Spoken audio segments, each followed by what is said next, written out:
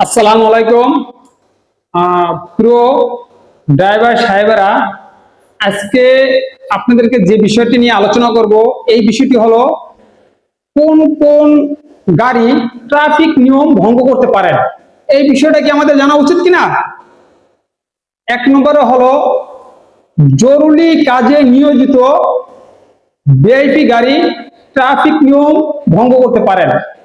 Number 2, অগ্নি নির্বাপক যে fire সার্ভিসের যে গাড়িগুলো আছে এই গাড়িগুলো ট্রাফিক নিয়ম ভঙ্গ করতে পারেন। এবং অ্যাম্বুলেন্স এই গাড়ি ট্রাফিক নিয়ম ভঙ্গ করতে পারেন।